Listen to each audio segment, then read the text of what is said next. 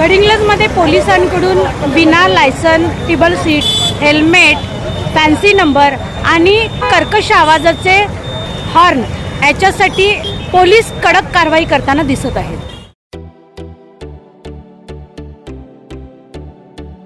Insurance नाही, number plate नाही, fancy number plate, over taking, triple seat, मोठे कर्कश हॉर्न या संदर्भात गणेश तालुक्यात सांगितल्याप्रमाणे केसेस चालू आहेत.